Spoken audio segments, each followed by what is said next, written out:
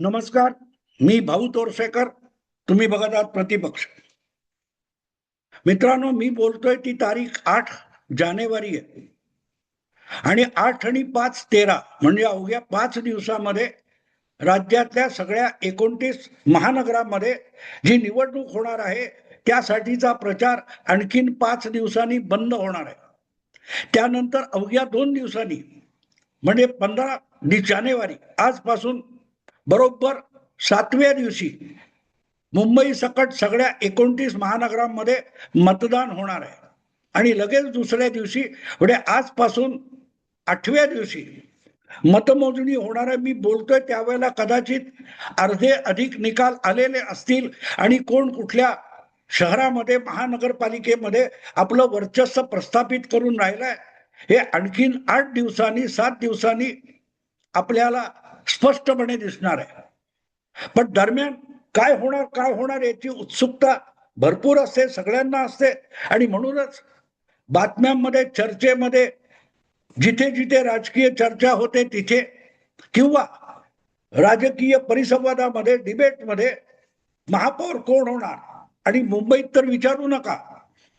मुंबईमध्ये ठाकरे बंधू आणि भाजप शिंदे यांच्यात महापौर कोणाचा होणार? महापौर मुस्लिम हरून खान होणार का? महापौर मराठी होणार का? मराठी असेल तर तो हिंदू असणार का? मग तो हिंदू असेल किंवा मराठी असेल तर तो ठाकरे ब्रँडचा असेल की शिंदे ब्रँडचा असेल की भाजप ब्रँडचा असेल? भाजपचा हिंदू असेल तर मराठी असेल का? नानाविध प्रश्न विचारले जात आहेत आणि परत परत विचारले जात आहेत. प्रामुख्याने भाजप आणि एकनाथ शिंदे यांना हा प्रश्न विचारला जातो मुंबईत की महापौर मराठी असेल का? तुमचा महापौर कोण असेल? पहिली गोष्ट एक गंमत अशी असते की ज्यांना अजून आपले नगरसेवक निवडून आणता आलेले नाहीत किंवा कोणाचेही नगरसेवक निवडून आलेले नाहीत तर ते नगरसेवक ज्याला महापौर म्हणून निवडतील त्याची चर्चाच मुळात निरर्थक असते. पण खाजवून खरूज काढणे म्हणजेच पॉलिटिकल डिबेट असा प्रकार झालेला असेल तर अशी खाजवली जात असते खरूज. आणि त्यासाठी पुढले मागले संदर्भ पण बघायची गरज नसते. झारखंड हे असं एक राज्य आहे आपल्या देशामध्ये की जिथे एका बाजूला भाजप आणि दुसऱ्या बाजूला काँग्रेस असे दोन मोठे पक्ष असताना सुद्धा एक अपक्ष माणूस त्या दोघांनाही माकडासारखा खेळवत झारखंडचा मुख्यमंत्री होऊन करोडो करोडो रुपयांचा भ्रष्टाचार करून गेला, तुरुंगात पडलाय. पण या दोन बड्या पक्षांना काँग्रेस आणि भाजप त्यांच्याबरोबर झारखंड मुक्ती मोर्चा या सगळ्यांना उल्लू बनवून त्या माणसाने मुंडा किंवा असं काहीतरी नाव होतं, मला आता त्याचं नाव संपूर्ण आठवत नाही, एक अपक्ष मुख्यमंत्री होऊन गेला आणि झारखंडला बुडवून तुरुंगातही जाऊन पडलेला आहे. इतकं घाणेरडं राजकारण, इतकं पोरकट राजकारण ज्या देशामध्ये होऊ शकतं तिथे पॉलिटिकल डिबेट करताना अजून निकाल सुद्धा लागला नाही, त्यात तुमचा महापौर कोण, तुमचा महापौर कोण असले प्रश्न विचारणं हा सुद्धा शुद्ध शुद्ध शुद्ध मूर्खपणा असतो. पण शक्यतांची चर्चा करायला हरकत नसते. पण शक्यतांची जेव्हा चर्चा करतो आपण तेव्हा भूतकाळामध्ये काय काय झालेलं असतं, काय काय होऊ शकतं याचाही विचार करायचा असतो. सगळ्यात मोठा पक्ष असेल त्याचाच मुख्यमंत्री होईल. म्हणजे राष्ट्रवादीपेक्षा अवघे 2 आमदार जास्ती आहेत म्हणून उद्धव ठाकरे हे महाविकास आघाडीचे मुख्यमंत्री झाले. पण आपल्यापेक्षा तब्बल दुपटीने ज्यांचे आमदार जास्त आहेत 56 विरुद्ध 105 त्या भारतीय जनता पक्षाने मात्र मुख्यमंत्री व्हायचं नाही का तर मी माझ्या वडिलांना शब्द दिलेला आहे वगैरे. यावरून जे चर्चा करतात, डिबेट करतात त्यांच्या बुद्धीची म्हणून कीव करावीशी वाटते. आणि मग असे लोक एकनाथ शिंदेना डिवचण्यासाठी प्रश्न विचारतात की तुमचा महापौर होईल का? म्हणजे काय तर भले भाजपचे नगरसेवक मुंबईत जास्त येतील पण एकनाथ शिंदे उद्धव ठाकरेंच्या प्रमाणे महापौर पदासाठी हटून आणि अडवून बसणार का? प्रश्नामागचा हेतू आपण विचारात घेतला तर कळतं की या मागे लावालावी करणे, चुगली करणे हाच हेतू असतो. आत्ताचा जो जर्नलिझम आहे तो सगळा गुगल विद्यापीठाचा चुगल विद्यार्थी असा झालेला आहे आणि त्यामुळे हे विचारलं जातं. पण ज्या वेळेला हे वारंवार कानावर पडतं तेव्हा माझं डोकं सुद्धा उलट्या दिशेने चालायला लागतं. खरोखरच जागा वाटप बघितलं, जागा वाटप जर आपण बघितलं तर एकनाथ शिंदे हेच मुळात भाजपपेक्षा मुंबईत कमी जागा लढवत असतील तर मग त्यांचे बहुतांशी नगरसेवक निवडून आले तरी भाजपपेक्षा 2-4 तरी कमी असतील यात शंका नाही. आणि मग ज्याचे नगरसेवक कमी आहेत तो महापौर पदावर दावा करू शकतो का? नाही करू शकणार. पण तरीही प्रश्न विचारायचा. 137 आणि 90 म्हणजे शिंदे यांच्यापेक्षा 47 जागा जर भाजप अधिक लढवतोय आणि गेल्या वेळेला भाजपने ऑलरेडी 82चा आकडा गाठलेला आहे तर 80-90 तर भाजप आणू शकतं आणि 90 मधून 90च्या 90 जागा एकनाथ शिंदे आणू शकणार नाही. पण मग असा प्रश्न काय विचारायचा की त्यांनी काहीतरी भरकटल्यासारखं उत्तर द्यावं की लगेच आपण धावत जायचं फडणवीसाकडे किंवा बावनकुळेकडे किंवा रवींद्र चव्हाणकडे आणि त्यांना बघा ते म्हणतायत असं. मंथरा मंथरा जे प्रकरण असतं त्याला जर्नलिझम म्हणतात. सांगायचा हेतू असा की पण असं होऊ शकतं का? होतं. जर झारखंडमध्ये आपल्या पक्षाचा एकमेव आमदार असताना काँग्रेस आणि भाजप या दोघही दिग्गज पक्षांना खेळून मला वाटते युनुस एक्का किंवा काहीतरी अशा नावाचा तो आमदार होता, तो मुख्यमंत्री झाला. बिहारमध्ये दीर्घकाळ एखादा दुसरा अपवाद सोडला तर 2 नंबरचा पक्ष असताना सुद्धा नितीश कुमार यांना मुख्यमंत्रीपदाची जागा मिळालेली आहे. गेल्या वेळेला या वेळेला सुद्धा भाजपकडे आमदार अधिक आहेत, जेडीयूकडे कमी होते, जदयूकडे. तरीही भाजपने नितीश कुमार यांना मुख्यमंत्री पद दिलेलं आहे. अगदी 2022 मध्ये जा, 3.5 वर्ष मागे, 3.5 वर्ष मागे उद्धव ठाकरे यांचं सरकार पाडून, एमबीएचं सरकार पाडून परत एकदा शिवसेना भाजप युती बनली. त्यासाठी एकनाथ शिंदेनी अखंड शिवसेनेत बंड केलं आणि भाजप सोबत युती गेली. तेव्हा 40-41 आमदार होते एकनाथ शिंदेकडे. त्यांच्या 2.5 पट नाही तर जवळजवळ 3 आमदार भाजप सोबत होते, देवेंद्र फडणवीसांच्या सोबत होते. तरी मुख्यमंत्रीपद एकनाथ शिंदे यांना देण्यात आलं होतं. कदाचित मुख्यमंत्रीपद हात सौदाही झालेला असेल, पण मुद्दा तो नाहीये. आमदार कमी असताना सुद्धा भाजप आपल्या मित्र पक्षाला मुख्यमंत्री पद देऊ शकतं हेच भाजपला सिद्ध करायचं होतं. उद्धव ठाकरे हे धारांत खोटं बोलतायत, त्यांना मुख्यमंत्री पद नाकारलं होतं वगैरे नाही. तसं असतं तर एकनाथलाही देण्याची गरज नव्हती. हा युक्तिवाद भाजपला उभा करायचा होता.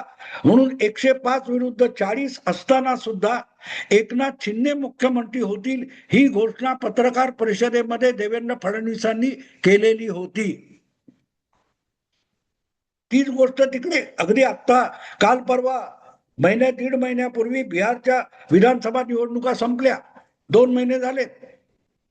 तिथे सुद्धा परत परत हा प्रश्न विचारला जात होता की भाजपचे आमदार अधिक झाले तरी परत नितीश कुमारला मुख्यमंत्री करणार का आणि केलं तर टिकवणार का? जी गोष्ट परत परत होते, सूर्य रोज रोज उगवत असेल तरी उद्या सूर्य उगवेल का हा प्रश्न विचारणं हा आजकालचा बुद्धिवाद झालेला आहे. तरी रोज सूर्य उगवतो, हजारो वर्ष उगवलाय, तरी विचारायचं. जर 4-5 वेळ भाजपने आपल्यापेक्षा छोट्या पक्षाला मुख्यमंत्रीपद किंवा अधिकारपद दिलेलं असेल तर यावेळेला देईल का हा परत एकदा विचारायचं. या मागचा हेतू समजतो पण विषय तो नाहीये. विषय मुंबईच्या महापौर पदाचा आहे. अशी महापौर पद राजकारणातली एक खेळी पण असते. आणि म्हणून मी जो अनेकांना प्रश्न पडला असेल हंडोरे पॅटर्न म्हणजे काय, तर मी ऐकणारे जे आहेत त्यांना तब्बल 34 वर्ष मागे घेऊन जातोय. 34-33 1992. 1992 मध्ये बाबरी पाडली गेली, त्यानंतर दंगली झाल्या. त्यावेळेला मुंबईचे महापौर रामदास आठवले यांच्या पक्षाचे नगरसेवक चंद्रकांत हंडोरे होते. 1990च्या निवडणुकांमध्ये लोकसभेच्या काँग्रेसचा जो दणदणीत पराभव झाला महाराष्ट्रामध्ये, त्यावेळेला मुख्यमंत्री असलेले शरद पवार सावध झाले की विधानसभेमध्ये आपला बोऱ्या वाजणार हे ओळखून त्यांनी पहिल्यांदा रिपब्लिकन पक्षाला सोबत घेण्याची तयारी सुरू केली. नेमकं त्याच वेळेला चेंबूरला काही आंबेडकरी चळवळीच्या तरुणांनी वेगवेगळ्या रिपब्लिकन चळवळी आणि पक्ष संघटनांना एकत्र करण्यासाठी रिपब्लिकन ऐक्यासाठी बेमुदत उपोषण पुकारलं होतं. आणि त्या उपोषणाने आंबेडकरी जनता इतकी उत्साहित आणि प्रोत्साहित आणि प्रक्षुब्ध झालेली होती की प्रकाश आंबेडकर असोत, रासू गवई असोत किंवा रामदास आठवले वगैरे नामदेव ढसाळपर्यंत सगळ्यांना निमूटपणे त्या 8-9 उपोषणकर्त्या दलित युवकांसमोर शरणागत व्हावं लागलं होतं. आणि ऐक्यासाठी आम्ही ऐक्य करतो, विना अट बिनशर्त सगळ्या दलित नेत्यांनी एकत्र या, अशी भूमिका त्या तरुणांनी मांडली. आणि त्याच्या समोर शरण आलेले सगळे मोठे दलित नेते, आंबेडकरी नेते यांनी कबूल केलं की आम्ही एकत्र येतोय. आगामी विधानसभा निवडणूक रिपब्लिकन ऐक्याची म्हणून लढवली जाईल. आणि त्यानंतर ते उपोषण सुटलं. आणि रासू गवई, प्रकाश आंबेडकर आणि रामदास आठवले या 3 नेत्यांची काहीतरी समिती नेमली होती. त्याबरोबर आणखीनही लहान मोठ्या सगळ्या संघटनांचे नेते एकत्र होते. रिपब्लिकन ऐक्याची बोलणी सुरू झाली आणि लवकरच नेहमीप्रमाणे फिसकटली. किंबहुना शरद पवारांनी ती अतिशय डावपेच खेळून फसवली.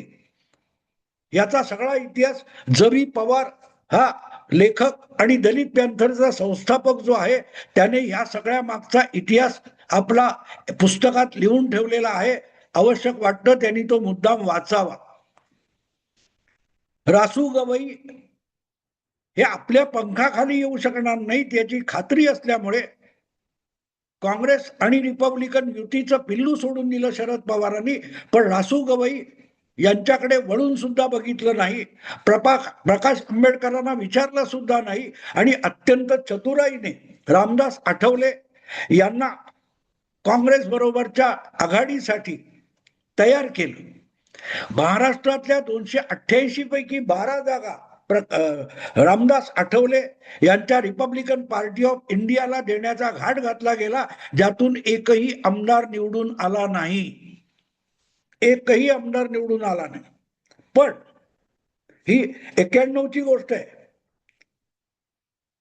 90ची गोष्ट आहे. 90च्या विधानसभा निवडणुकीत 35 वर्षापूर्वी.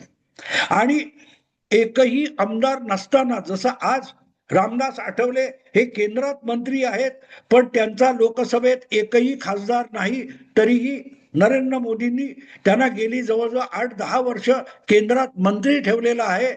ही प्रथा शरद पवारांनी 1990 साली निर्माण केली.